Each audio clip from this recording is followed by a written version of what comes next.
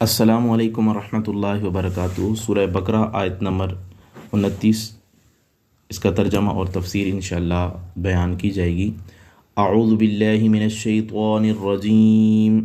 بسم اللہ الرحمن الرحیم۔ هو الذی خلق لکم ما فی الارض جمیعا،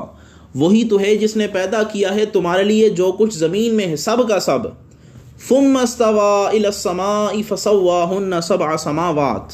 پھر توجہ فرمائی اوپر آسمان کی طرف، ٹھیک ٹھیک بنا دیا 7 آسمانوں نے۔ وهو بكل شيء علیم، اور وہ سب کچھ خوب جانتا ہے۔ تو یہاں پہ اس آیت میں اگر غور و فکر کیا جائے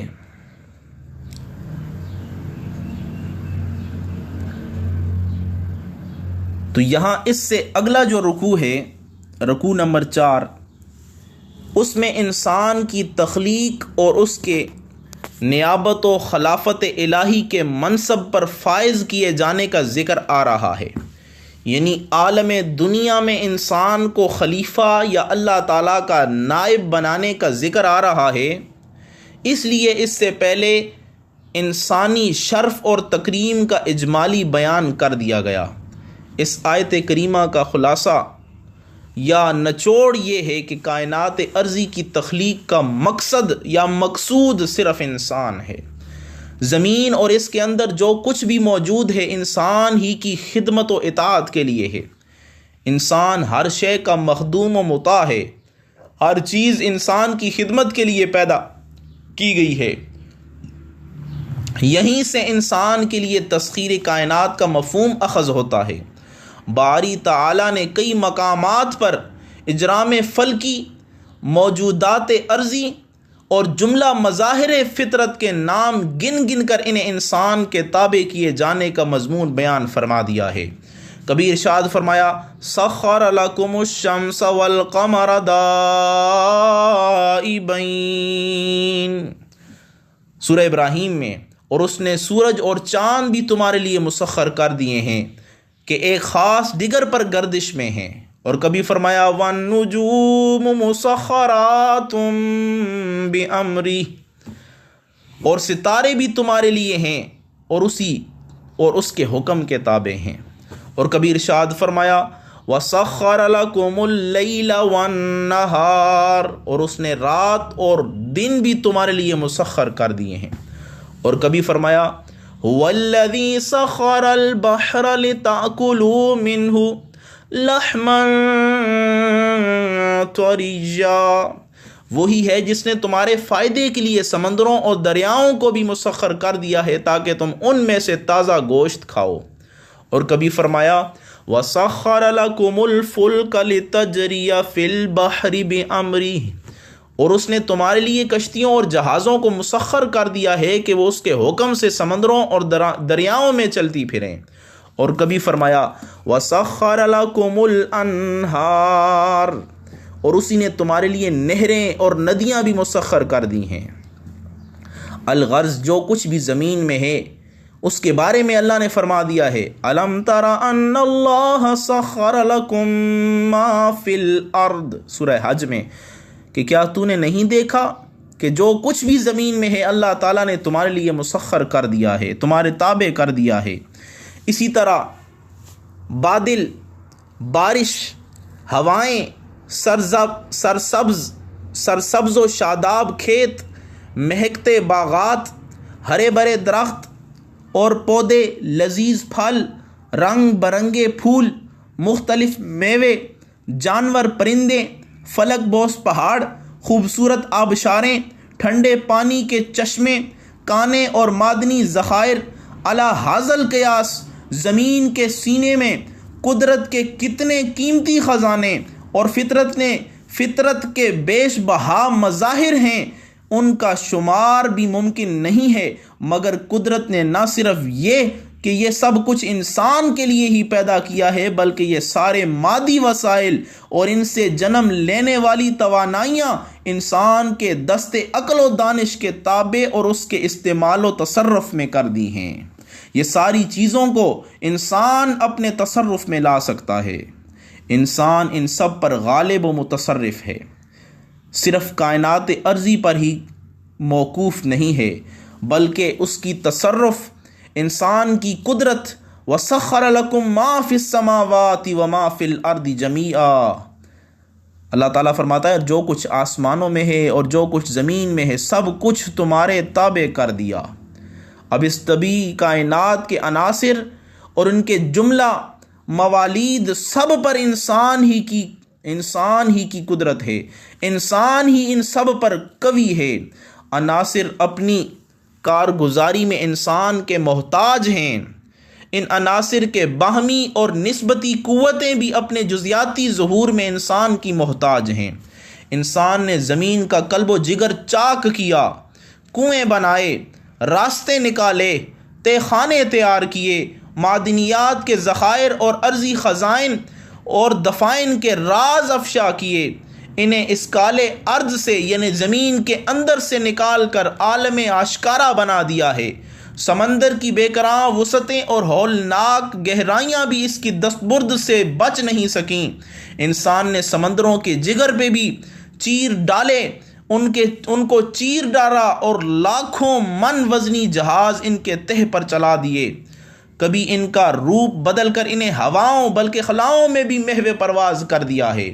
کبھی اس نے سورج کی بکھری ہوئی تمازت کو شیشوں میں گرفتار کر لیا ہے، کبھی پانی کو پانی سے ٹکرا کر بجلی تخلیق کر دی ہے، اور وہ بجلی جو پوری دنیا ہیست و بود کو زندگی بخش رہی ہے، اور زمین و آسمان کی وسعتیں اس کی جولانیوں کے سامنے گھٹنے ٹیکتی دکھائی دے رہی ہیں۔ اسے چاہا تو تانبے کی ایک پتلی سی تار میں محبوس کر دیا، گرفتار کر دیا۔ گویا بحر و بر، خشکی و تر، عالم پست و بالا کی ساری کائنات انسان کے ہی اشارہ آبرو کے تابع دکھائی دے رہی ہے۔ یہ سب قدرت و تصرف اور مخدومیت کی شان تو صرف انسان کے لیے ہی ہے، انسان کے لیے ہی اسے بنایا گیا ہے، انسان ہی کے لیے اسے مسخر کیا گیا ہے۔ کائنات کی یہ آفاقی تابعیت تو محض مادی انسان کے لیے ہے، رہ گیا روحانی انسان جو خود جسد خاکی کو زندگی اور تازگی بخشنے والا ہے۔ اب یہ سارا انسان جس کا مرکب روح اور جسم ہے، اگر اس جسم سے روح نکال دی جائے تو یہ جسم رہ جائے گا، یہ جسم مٹی رہ جائے گی، اس سے کوئی چیز باقی نہیں رہے گی۔ تو پتہ چلا یہ ساری انسان کو جتنی قدرت اور تصرف عطا کیا گیا ہے، اس کے اندر جتنی بھی طاقت ہے وہ ساری کی ساری طاقت اس کی روح کی طاقت ہے۔ اگر روح درست ہے، جسم درست ہے، جسم درست ہے تو ساری کائنات اس کے تابع ہے، اور اگر روح درست نہیں اس کا جسم درست نہیں، اگر اس کا جسم درست نہیں تو ساری کائنات اس کے تابع نہیں ہے۔ اور یہ روح یہ ایسی طاقت ہے کہ جس کو عالم خلق سے مناسبت ہے، اور روح عالم امر ہے، یعنی یہ حکم کر دے تو وہ چیز ہو جاتی ہے۔ یہی وجہ ہے کہ جب روح انسان یعنی حضرت عمر رضی اللہ تعالیٰ عنہ مدینہ منورہ میں منبر نبوی پہ کھڑے ہو کر کہتے ہیں یا ساریۃ الجبل، جب یہ آواز بلند کرتے ہیں تو بغیر اسپیکر اور ٹیلی فون کے عراق میں نہاوند کی پہاڑیوں میں یہ صدا گونج اٹھتی ہے۔ یہ روح کی طاقت ہے، یہ انسان کی طاقت ہے، لیکن یہ اس وقت ہے کہ جب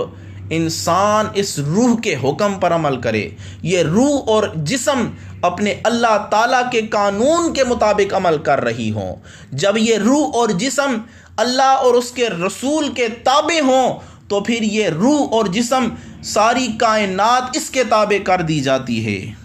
اسی وجہ سے جب روحانی انسان حضرت ابراہیم علیہ السلام وادی مکہ میں کھڑے ہو کر اعلان حج کی ندا دیتا ہے تو عالم انسانیت کا ایک ایک گوشہ بلکہ ماؤں کے رحموں میں بھی زیر تکمیل بچوں کے کان میں بھی اس کی صدا گونج اٹھتی ہے۔ جب روحانی انسان حضرت بلال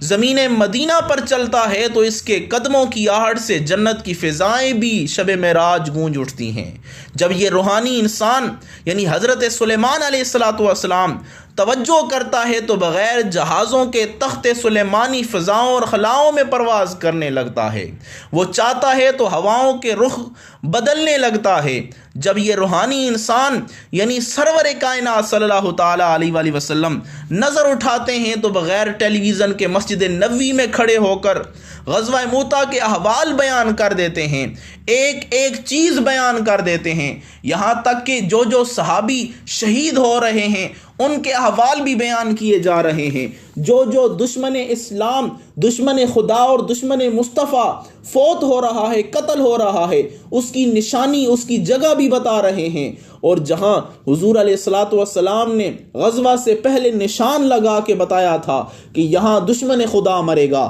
یہاں پہ دشمن خدا گرے گا، صحابہ فرماتے ہیں جنگ کے بعد ہم نے اس جگہ پہ پہلے ہی نشانیاں لگا دی تھیں، جنگ کے بعد ہم نے اس جگہ کو تلاش کیا، دیکھا جہاں پہ حضور علیہ الصلوۃ والسلام نے اشارہ کیا تھا بال برابر بھی وہ دشمن ادھر ادھر نہیں تھا، جہاں پہ مصطفیٰ نے حکم فرمایا تھا یا جہاں پہ مصطفیٰ نے ہمیں بتایا تھا وہیں وہ دشمن خدا مرا پڑا تھا۔ پھر وہ روحانی انسان یعنی سرور کائنات حرم مکہ سے مسجد اقصی کی محرابیں اور طاق بھی گن گن کر بتاتا ہے، اور جب صلاۃ الکسوف کے لیے جائے نماز پر قدم رکھتا ہے تو جنت میں انگوروں کے خوشوں اور دوزخ میں عذاب کے مناظر تک بیان کرتا چلا جاتا ہے، یہاں تک کہ جب وہ منبر پر قیام فرما ہو کر خطبہ ارشاد فرماتا ہے، یہی روحانی انسان یعنی سرور کائنات صلی اللہ تعالیٰ علیہ وآلہ وسلم جب خطبہ ارشاد فرماتے ہیں تو ابتدائے کائنات سے لے کر انتہائی کائنات تک حشر و نشر سمیت ایک ایک کی حقیقت کو تفصیل سے بیان کر دیتے ہیں۔ حضرت عمر فرماتے ہیں کہ جس نے اس بیان کو یاد رکھا، جس نے بلا دیا۔ حضور علیہ الصلوۃ والسلام نے ابتدائی دن سے لے کر کل قیامت تک ہر جنتی کے جنت میں داخل ہونے تک، ہر جہنمی کے جہنم میں داخل ہونے تک جو ہے وہ ساری تفصیل بیان کر دی ہے۔ تو یہ وہ انسانی روحانی طاقت ہے کہ جس کی پرواز کتنی ہے، ساری طاقتیں، ساری زمین و آسمان، بلکہ جو کچھ زمین و آسمان میں ہے وہ انسان کے تابع کر دیا گیا ہے، لیکن یہ تابع تب ہوگا جب انسان اپنے اللہ اور اس کے محبوب کے تابع ہوگا۔ جب انسان اپنے اللہ اور اپنے رسول اللہ کے تابع نہیں ہوگا تو یہ کائنات بھی اس کے تابع نہیں ہوگی، پھر تو اس کے بچے بھی اس کی بات نہیں مانیں گے۔ لیکن اگر یہ انسان اللہ اور رسول اللہ کے تابع ہو جائے، ان کی اطاعت کرے، تو پھر اس کے اشارے آبرو سے پہاڑ چلنے لگتے ہیں، پھر اس کے اشارے آبرو سے مردے اٹھنے لگ پڑتے ہیں، پھر اس کے آبرو کے اشارے سے جانور بھی بولنا شروع ہو جاتے ہیں، پھر اس کے آبرو کے اشارے سے پتھر بھی کلمہ پڑھنے لگتے ہیں۔ تو یہاں پہ میں بتا رہا تھا کہ حضور علیہ الصلوۃ والسلام نے منبر پہ کھڑے ہو کر ابتدائے کائنات سے انتہائی کائنات تک تمام تفصیل بیان فرما دی۔ اگر وہ روحانی انسان عازم سفر ہوتا ہے تو چشم زدن میں مکان و لا مکان کی طویل مسافتوں کو چیر کر مکعب کعبہ قوسین کی سیر کر کے واپس لوٹ آتا ہے۔ اگر روحانی انسان لکڑی کے خشک تنے اور پتھر کی لکڑیوں پر توجہ کرتا ہے تو انہیں بغیر روح کے زندگی بخش دیتا ہے۔ آپ نے وہ حضور علیہ الصلوۃ والسلام کے منبر والا واقعہ تو سنا ہوگا، جب حضور علیہ الصلوۃ والسلام نے اس کو اپنے سے جدا کیا۔ بخاری و مسلم کی روایات میں آتا ہے، صحابہ فرماتے ہیں ہم نے اس طرح کی آواز سنی جس طرح ہنڈیا ابلتی ہے تو اس میں آواز آتی ہے، وہ لکڑی کا ستون، وہ منبر اس طرح رونے لگا۔ لیکن جب حضور علیہ الصلوۃ والسلام منبر سے اترے، اس پرانے لکڑی کے منبر کو جب اپنے سینے سے لگایا تو اسے قرار آ گیا، وہ خاموش ہو گیا۔ تو حضور بعض روایات میں ملتا ہے حضور علیہ الصلوۃ والسلام نے اس سے پوچھا کہ بتا تجھے مدینہ میں جنت البقیع میں دفن کر دوں یا تمہیں جنت میں کسی اور جگہ دفن کر دوں؟ تو اس نے عرض کی کہ یا مصطفیٰ صلی اللہ تعالیٰ علیہ وسلم مجھے جنت میں دفن کر دیں۔ تو حضور علیہ الصلوۃ والسلام نے اسے جنت البقیع میں دفن کر دیا، کیونکہ علماء فرماتے ہیں یہ بھی جنت کا ایک حصہ ہے۔ تو جب یہ روحانی انسان لوح محفوظ کی طرف اپنی سماعت کو متوجہ کرتا ہے تو حرکت قلم کی آواز سنتا ہے۔ اگر انگشت شہادت کو آسمان کی طرف متوجہ کرتا ہے تو سینہ ماہتاب کو دو لخت کر دیتا ہے، سورج کے سینے کو دو ٹکڑے کر دیتا ہے۔ اگر ہاتھوں کو سمت مغرب میں متوجہ کرتا ہے تو وہ ڈوبے ہوئے سورج کو واپس پلٹ دیتا ہے۔ وہ چاند والا واقعہ جو حضور علیہ الصلوۃ والسلام نے 2 حصے اس کے کر دیے تھے، اور وہ حضرت علی رضی اللہ تعالیٰ عنہ کی نماز عصر جب سورج کو حضور علیہ الصلوۃ والسلام نے واپس پلٹا دیا تھا۔ الغرض پوری کائنات کی وسعتیں اس کے سامنے رائی کے دانے سے بھی کم وسعت رکھتی ہیں، پورے مظاہر کائنات کی طاقتیں اس کے سامنے گھٹنے ٹیک دیتی ہیں، کیونکہ بنیادی طور پر کائنات طبیعی کی ہر شے باری تعالیٰ کی اسی کی خاطر پیدا کی گئی ہے، اسی کے تابع کی گئی ہے، اور اسی کے زیر تصرف اور زیر خدمت رہنے کا اسے حکم صادر فرمایا گیا ہے۔ اسی وجہ سے علامہ محمد اقبال رحمۃ اللہ علیہ نے فرمایا تھا، سبق ملا ہے یہ معراج مصطفیٰ سے مجھے کہ عالم بشریت کی زد میں ہے گردوں۔ اسی وجہ سے انسان سے خطاب کرتے ہوئے آپ فرماتے ہیں، نہ تو زمین کے لیے ہے نہ آسماں کے لیے ہے، جہاں ہے تیرے لیے تو نہیں جہاں کے لیے، کہ یہ ساری چیزیں تیرے لیے بنائی گئی ہیں، یہ ساری چیزیں تیرے واسطے پیدا کی گئی ہیں، اے انسان تو اپنے رب کے لیے پیدا کیا گیا ہے۔ اور علامہ اقبال ایک اور جگہ فرماتے ہیں، کافر کی یہ پہچان کے آفاق میں گم ہے، مومن کی یہ پہچان کے گم اس میں ہے آفاق۔ تو ایک مومن اپنی قدر و قیمت اگر پہچانے، اپنا مقام و مرتبہ اگر پہچانے تو وہ بہت کچھ پا سکتا ہے۔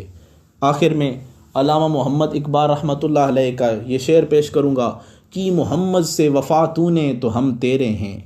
کی محمد سے وفا تو نے تو ہم تیرے ہیں، یہ جہاں چیز ہے کیا لوح و قلم تیرے ہیں۔ آپ کہہ رہے ہیں کہ اگر حضور علیہ الصلوۃ والسلام کی وفاداری میں تو آ گیا، حضور علیہ الصلوۃ والسلام کی محبت و اطاعت میں تو آ گیا، تو پھر یہ دنیا اور آسمان یہ کیا چیزیں ہیں، لوح و قلم تیرے حوالے کر دی جائیں گی اور کہا جائے گا کہ لکھ اپنی تقدیر، کی محمد سے وفا تو نے تو ہم تیرے ہیں،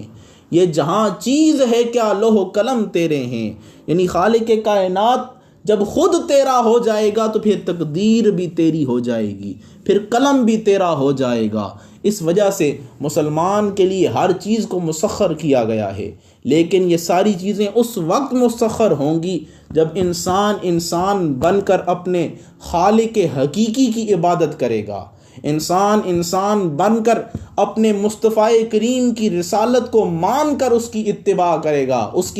کرے گا، ان کی سنتوں پر چلے گا، تو یہ ساری دنیا اور دنیا کی جتنی چیزیں ہیں سمیٹ کر اس کے تابع کر دی جائیں گی۔ اللہ سے دعا ہے اللہ تعالی ہم سب کو اپنے خالق حقیقی کی حقیقی طور پر عبادت کی توفیق عطا فرمائے، اور اپنے مصطفیٰ نبی کریم رؤوف الرحیم صلی اللہ تعالیٰ علیہ وآلہ وسلم کی کامل اتباع کرنے کی توفیق عطا فرمائے۔ آمین برحمتک یا ارحم الراحمین۔